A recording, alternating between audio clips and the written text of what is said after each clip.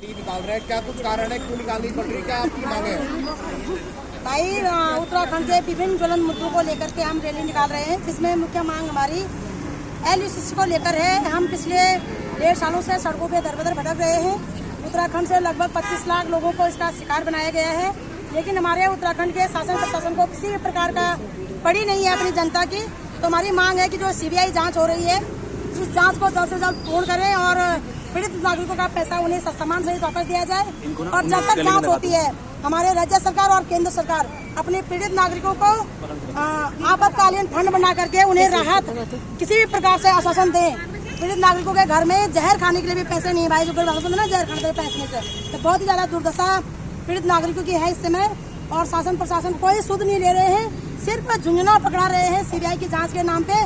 तो यदि CBI की जाँच चल रही है तो हम जानना चाहते हैं कि ये जाँच कहाँ तक पहुँची, जबकि CBI सिर्फ उन्हीं लोगों को अपराधी बना रही है जो इस जाल के शिकार हुए हैं। हम जानना चाहते हैं कि जिस सरकार ने, जिस मंत्री ने, जिस मंत्रालय ने इस LUCC नामक सोसाइटी को रजिस्ट्रेशन के लिए NOC दी, उन पे कार्रवाई हो। उन्हें पहले बताना चाहिए कि इसको NOC देनी चाहिए थी, नहीं देनी चाहिए थी। तो 9 सालों से उत्तराखंड में, 12 सालों से देश में चल रहा था, अरबों खरबों का पैसा हमारा बर्बाद हो गया। आज हमारे धामी जी कहते हैं ये हमारा मामला नहीं है। हमारा मानना है आपका मामला नहीं था तो आपने यहाँ क्यों कुछ नहीं दिया। यदि आपका मामला था तो आप जल्द से जल्द इसमें कार्रवाई करके अन्य हमारे तमाम पीड़ित लोगों को न्याय दें। दूसरा मुद्दा है भाई हमारा जंगली जानवरों को लेकर के। लगातार हमारे उत्तराखंड में जंगली जानवरों का आतंक मचा हुआ है। परसों भी चमोली से खबर आई कल कि एक भालू ने हमारे एक बच्चे को दबोच दिया। इसी प्रकार से 1 नहीं, 2 नहीं, ये 50 से भी ऊपर घटनाएं हो चुकी हैं। एवं अपनी केंद्र सरकार और राज्य सरकार से निवेदन है, ये बाघ भालू मैं आप लोगों को कहना चाहूंगी कि हमारे उत्तराखंड के बिल्कुल भी नहीं है। मैं यहाँ पे एक शब्द कहना चाहती हूँ कि सरकार जो है बाघ भालू के जंगल काट रही है, वो जायज है, लेकिन जनता अपने डिफेंस में अपनी आत्मरक्षा नहीं कर सकती है, वो नाजायज है। ऐसा क्यों?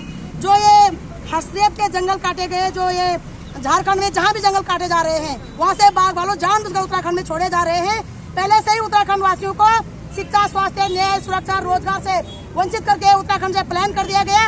अब ये साजितन जगह जगह से बाघ और भालू को ला करके हमारे लोगों को, बच्चे कुछ लोगों को भी प्लान करना चाह रहे हैं। तो ये विषय बहुत गंभीर है। हम इस विषय में समस्त उत्तराखंड वासियों से भी सहयोग चाहते हैं कि आप लोग आइएगा। इससे पहले कि यहाँ पे भी, श्रीनगर में भी लगातार बाघ देखे गए, स्पॉट किए गए हैं। इससे पहले कुछ अनहोनी हो तो हम चाहते हैं कि यहाँ से उन बाघ भालू को पकड़ करके किसी न किसी चिड़ियाघर में ले जाया जाए और लोगों को जीवन को जो है सुरक्षा की जाए। तीसरा मुद्दा भाई अंकिता के मामले में आप लोगों ने बोलूंगी, भूतपूर्व विधायक है, उसकी पत्नी का, उर्मिला मैडम का एक बयान आया जिसमें वो कह रही है कि ये VVIP गट्टू। हम पूछना चाहते हैं वो गट्टू है कौन जिन्होंने हमारी बेटी से एक्स्ट्रा सर्विस मांगी? शर्म आनी चाहिए। हमने इसमें लिखा हुआ है भाई ये गट्टू है कौन। इसमें मैंने लिखा हुआ है कि बेटी अंकिता का हत्याकांड का वो VIP गट्टू कौन है। उस VIP गट्टू का शिनाख्त किया जाए। वो न केवल बेटी अंकिता के लिए तो वो हानिकारक और अपराधी है ही है, वो हमारी माँ बहन बेटों के लिए भी अपराधी है। सरकार उस वीडियो का, उस महिला का संज्ञान ले, उसे पूछे कि महिला जो बात कह रही है यदि उसमें सच्चाई है तो उस गट्टू का पता लगाया जाए, उसके न केवल जेल के सलाखों के पीछे डाला जाए, उसके खिलाफ में कड़ी से कड़ी कार्रवाई करके उसे फांसी पर लटकाया जाए मेरे भाई। तीसरा मुद्दा, उत्तराखंड में हमारे युवा नशे में बर्बाद हो चुके हैं। पूरे हमारे बच्चे नशे में बर्बाद हो चुके हैं। किसी से भीख मांगते, हम अपना अधिकार मांगते, नहीं किसी से भीख मांगते। शासन प्रशासन होश में आओ, होश में आओ, होश में आओ, होश में तुमको आना होगा, वरना वापस जाना होगा। सहकारिता मंत्री होश में आओ, होश में आओ, होश में आओ, होश में तुमको आना होगा, वरना वापस जाना होगा। ऐसा हमारा आपका, नहीं किसी के बाप का, ऐसा हमारा आपका, नहीं किसी के बाप का। हम अपना अधिकार मांगते, नहीं किसी से भीख मांगते। तानाशाही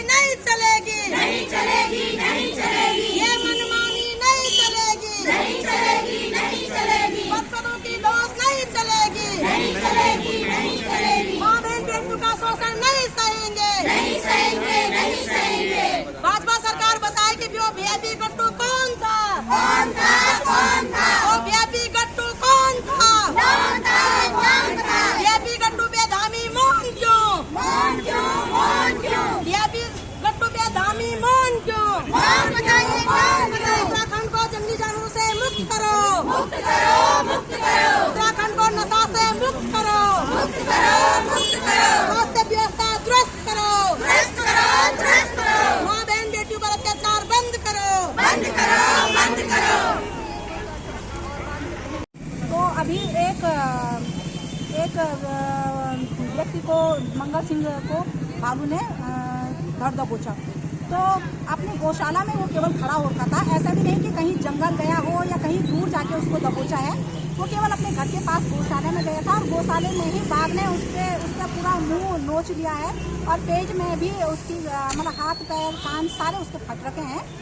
तो जिसे देखकर मुझे बहुत ही दुख हुआ। मैं उनको मिलने के लिए यहाँ बेस हॉस्पिटल में भी गई तो उनकी स्थिति बहुत नाजुक हो रही थी, अब थोड़ा ठीक है। दीदी किस तरीके के हालात इस समय गांव में है? कितने डरे हुए लोग इस समय? बच्चों को भी स्कूल जाने में दिक्कत हो रही है। गांव में अभी बहुत ही डर का माहौल है क्योंकि जो मैंने कई वीडियो ऐसी देखी, लोगों ने रात में वीडियो बना रखी है छुप के अपने घर के अंदर, तो 3-3, 4-4 भालू उनके स्कूलों में जाने की जरूरत भी नहीं है और गौशाला तक भी जाने, घर के आंगन में घूम रहे हैं। तो बहुत ही डर का माहौल बना हुआ था। मैंने और हमारे जो प्रमुख जी हैं शुक्ला जी, उन्होंने मिलकर वन विभाग प्रमुख को लेटर भी दिया और उनको सचेत किया कि जल्द से जल्द इनको पकड़ा जाए और कोई बड़ी अनहोनी होने से पहले इनको पकड़कर कहीं चिड़ियाघरों में या कहीं, क्योंकि ये भालू यहाँ के नहीं लग रहे हैं, भालू बाघ यहाँ के नहीं लग रहे हैं, क्योंकि जो पहले वाले भालू बाघ थे वो इंसानों को देख के डर जाते थे, भाग जाते थे। लेकिन ये भालू और बाघ ऐसे हैं जैसे आवारा कुत्ते होते हैं ना, जैसे हमने पाल रखे होते हैं, तो पूरा ऐसा ही व्यवहार इनका होता है। इनमें भय बिल्कुल भी नहीं है, मतलब इंसान को डर के भागना पड़ा, चाहे कोई हथियार भी ले लो तो वो डर नहीं रहे हैं। दीदी किस तरीके से दिक्कत हो बच्चों को स्कूल जाने में हो रही है? बहुत दिक्कत हो रही है, मतलब माँ बाप भी ऐसे सोच रहे हैं कि फटाफट के टेस्ट निपट जाते या एग्जाम निपट जाते तो हम बच्चों को स्कूल ही ना भेजते, चाहिए स्कूल चल भी रहा है। बच्चे भी बहुत डरे हुए। पलायन का भी एक बड़ा कारण ये बन रहा है। पहले तो गांव में बहुत कम लोग बचे, अब जो लोग बचे उनके गुलदार और भालू का जो आतंक है उससे लोग पलायन को भी करने को मतलब करना बन रहा है। हाँ जी, पहले ही मतलब बहुत ज़्यादा पलायन हो रखा था, पलायन हुआ था और लेकिन अब जो बचे कुछ लोग थे